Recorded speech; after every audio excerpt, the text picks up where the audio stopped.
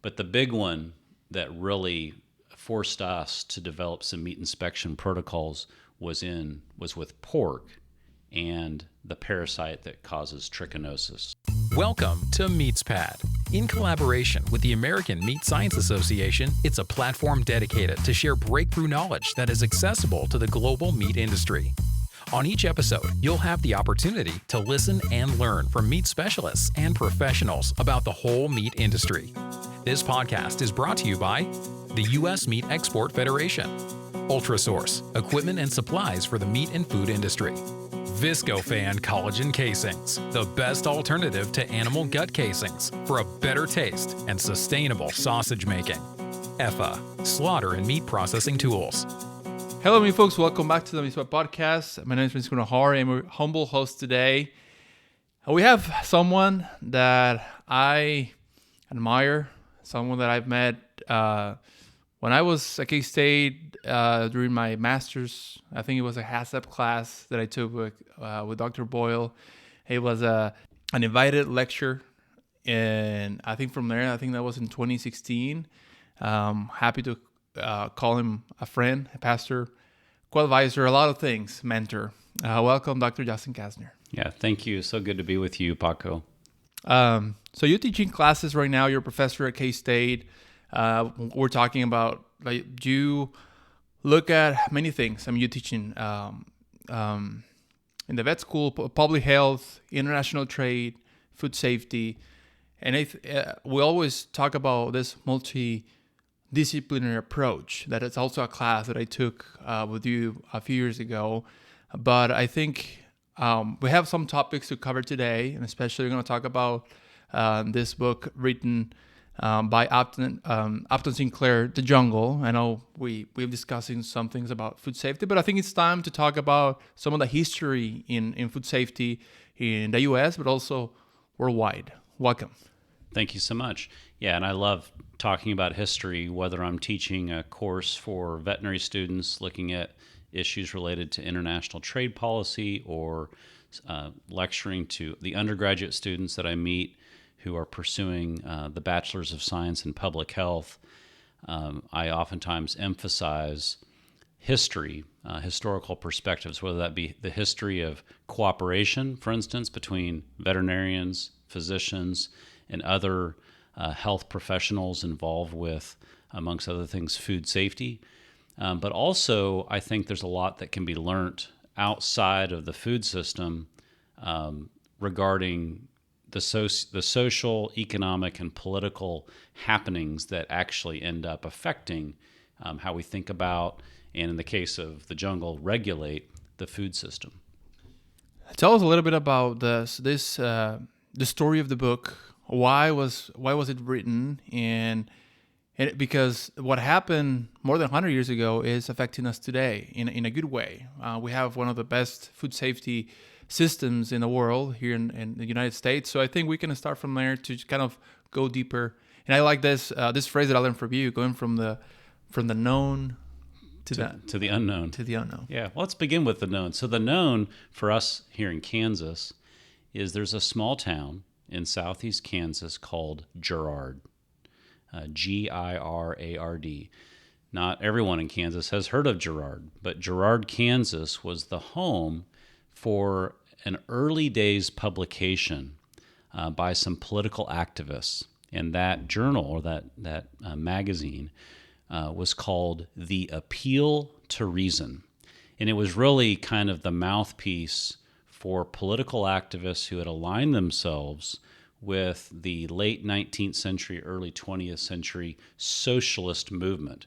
So this was a movement that was not only in the United States. You see this in continental Europe, you see this in Britain, you see this in Ireland. And that movement had different publications. People making political commentary, people writing opinion pieces about what ought to be done in government or society. One of the authors of one of the stories that appeared in the Appeal to Reason was Upton Sinclair. So Upton Sinclair had actually grown up on the East Coast. I think he spent some time in Baltimore, spent some time in New York. He was definitely sort of mentored in terms of his writing, early days of writing there on the East Coast. But during the early 20th century, many in the heart of America, most notably agriculturalists who were kind of struggling to make a living with the ongoing march of industrialization, all the economic changes that were happening rather quickly, and really the changes that led to the modern day labor movement that we see in places like the United States. That reality was pretty pronounced in the Midwest. And so that's why you had this, oddly enough, in Kansas of all places, a socialist newspaper out of Girard, Kansas, being sent to subscribers all across the country. And Upton Sinclair writes this year-and-a-half long serial, so serial like S-E-R-I-A-L, like a series, not the cereal that I had for breakfast this morning, but a serial story that is fictitious, but is designed to highlight the goings-on in the Chicago meatpacking industry at that time. Okay, so he has a character who features prominently in this, and he's a Lithuanian immigrant who, like many immigrants, had come to Chicago during the late 19th, early 20th century to start a new living, and found themselves working either in the steel sector or the food processing sector, in this case, the meatpacking industry. And that character, Jurgis Rudkus, experiences all the drama that Sinclair writes about in his story to kind of highlight the bad practices of the Chicago meatpacking industry. And those bad practices that Sinclair was most concerned about were really labor practices, the treatment of immigrants, the treatment of labor, not paying them enough, working long hours, excruciating conditions. But along the way, Sinclair also just incidentally mentions some rather grotesque, almost horror movie-like depictions of the lack of sanitation in those meatpacking facilities, and that features in the story. And we can come on to it later, but that captures the attention of some of the politicians, including, not in the least, President Theodore Roosevelt, who are keen to kind of bring a new regulatory approach to the meat sector in the United States. And I think to help understand our listenership, what was happening in those years in the United States? Yeah, for sure. Yeah, so Sinclair writes the serial For the Appeal to Reason from, I believe, late 1904, finishes in 1906, and then it's actually put together as a kind of compendium book in 1906, and that's really when it becomes really well known. And even, you and I each have our own personal copies of The Jungle, as do many students of history, many students of food science. But what was going on even in the decades prior to 1906, you had a really quick kind of amping up of production in the United States. The United States, I believe, 1880, 1890, our population was maybe only 30 or 40 million people. So we were growing, but we also had a surplus agricultural production capacity. And so we were growing wheat and we were producing meat, much of that being exported out of the United States to even faster growing population areas like Great Britain and continental Europe.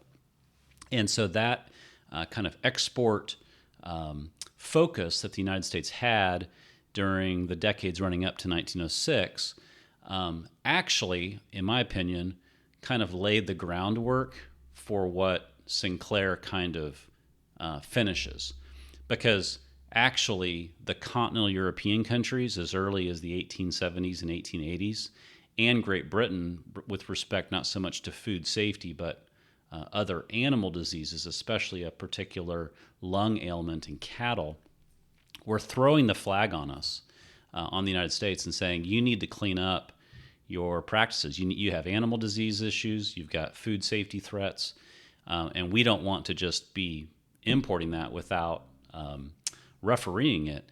And so they required us, the United States, to enact as early as 1890 new meat inspection laws. So many people say that the jungle was the reason why we have a meat inspection law and why we have the Pure Food and Drug Act.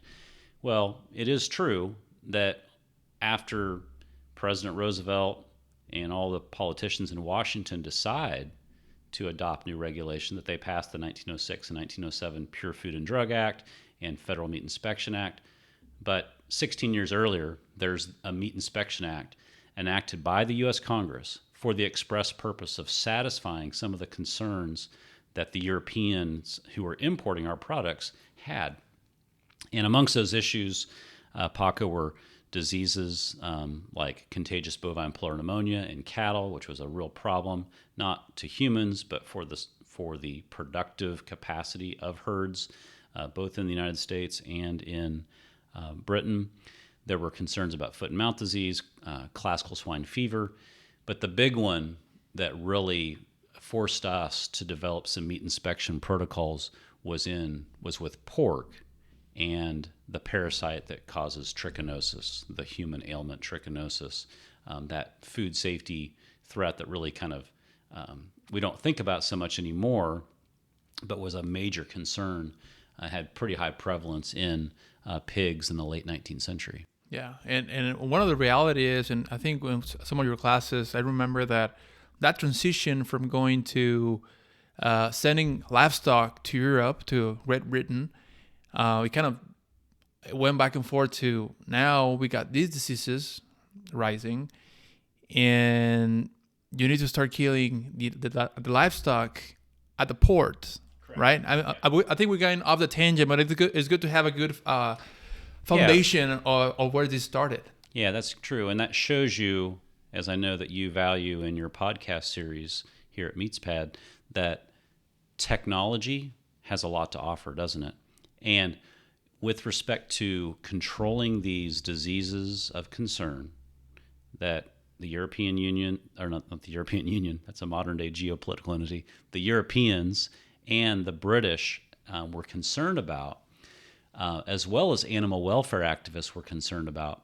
They said, could we, instead of sending diseased animals across the Atlantic as an exported product, could we have those animals, beef, sheep, hogs, processed on the U.S. side, and then with refrigeration technology, which was relatively increasingly sophisticated in the late 19th century, could we then send the dead meat over and not spread animal diseases? And that was a major, major achievement that helped resolve trade disputes, but also brought peace of mind to those animal welfare activists who were concerned and legitimately concerned about the maltreatment of animals being shipped live on the Atlantic. Since 1883, Ultrasource has been a trusted supplier to the food industry. Ultrasource provides superior kill floor, processing, packaging, and labeling equipment and operational supplies. This is fantastic because I remember seeing some pictures that in the very first containers or shipments, the meat was in barrels, right? I remember some pictures in the history, and that's even before vacuum packaging, right? Sending subprimals and vacuum packaging. So it's interesting how it started that way, and it's been improving in to date, like we spoke. Yeah, and I might just add, curiously enough, and I'm not telling you anything you don't know, but maybe there's one person who will find this useful, a useful or perhaps useless piece of trivia, even going back decades earlier to the War of 1812. There was a meat packer who packed in barrels meat, salted meats for the U.S. Army. Of course, the U.S. was fighting the British during the War of 1812, and to indicate that these barrels of salted meats were for the U.S. Army, he put U.S. on the barrels. But incidentally, his name was also Sam Wilson. And although he meant to put U.S. on there to indicate United States, people learned that there was this meat packer named Sam Wilson providing the rations for the U.S. Army, and that's where we get the phrase Uncle Sam. Yeah, I'll put the picture right here. That's what we're talking about right now. Yeah, this is amazing. I think we can go to a lot of topics, but I think I would like to at least finish. So this book is published. Then what happens? Yeah, so as I said, Sinclair kind of finishes work that had already begun. And that's actually I know that you care about leadership as a science and business mind and leader. I think one of the most meaningful quotes I have ever heard in kind of the leadership realm is that some of us start what others will finish, and others of us will finish what others have started. The idea that it isn't just about one person achieving something. We're actually all kind of picking up each other's work to do good, whether that's in the food system, in our communities, in society, whatever. And to the extent that you consider the regulatory changes of 1906 and 1907 being good, and I would say they definitely have been good. They've been good for public health and food safety. They've also been good for the international trade reputation of the United States. But because of the work that had been done as early as I said in 1890, Congress enacting some new inspection laws, beginning to do things like microscopically inspect pork for the export trade. And then there is the Spanish-American War, which takes place in Cuba. And there is this military unit called the Rough Riders, who are led by this emerging leader, Theodore Roosevelt. And Theodore Roosevelt leading this military unit, the Rough Riders, they get alarmed by how unsafe and unwholesome the military rations are that they're being provided during the war, during the Spanish-American War. And that kind of is filed away by by Theodore Roosevelt. And then later when he becomes President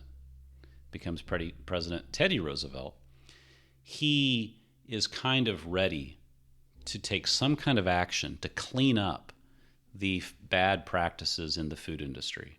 And then when he sees Sinclair's story, The Jungle, he has kind of what he needs politically. He has social ammo, if you will, because now lots of people are reading The Jungle, not only those that are interested in the socialist movement, but other people who are just concerned about sanitation. And they begin to speak to their representatives, their senators, and there's kind of this opportunity to pass new legislation in Congress and sign that into law. And that's where we get the Pure Food and Drug Act and the Federal Meat Inspection Act happening in 1906, 1907.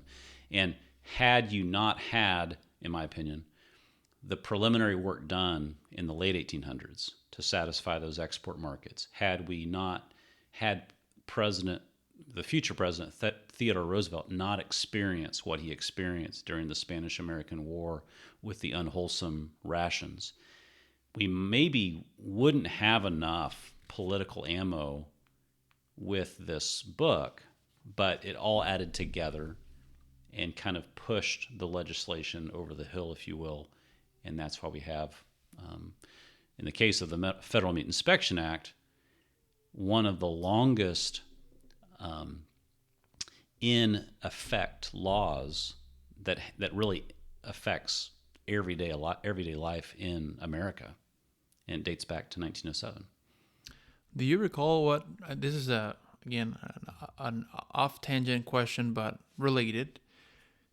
Do you recall, and it's okay if you don't know, the first meat science or food science program in the States, like when they started looking at like from research? Do you have that in your mind, like close? Well, I believe that in the dairy sector, we have, I think it's a fat quality test, the Babcock test, I believe. and that was, I could be wrong, I think that was developed in either in New Hampshire or Vermont.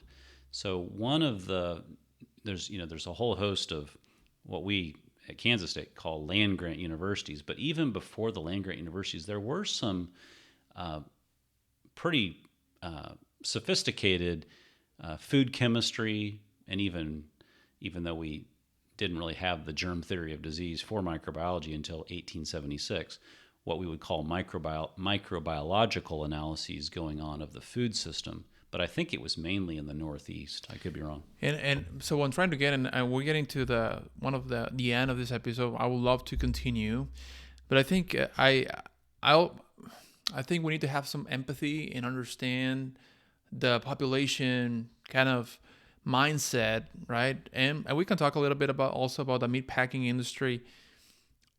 We didn't have any. I mean, now that we have a lot of programs for recall, right? When someone gets ill, and you have this traceability system to see to kind of evaluate how many products are being manufactured and on. I mean, it puts me back a little bit and think we didn't have that 100 years ago, and we didn't have perhaps the best practices in terms of sanitation.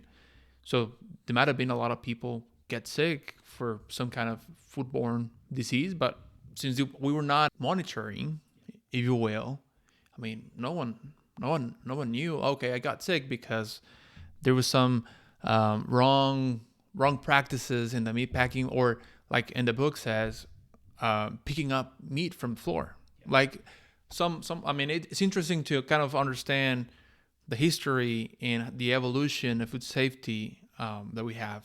Yeah, and of course, all of this is driven by awareness and appreciation of risk. If you don't necessarily appreciate or aware of the risks, there is no, kind of chorus call for regulation. I mean, you can go back millennia to, say, the Roman Empire.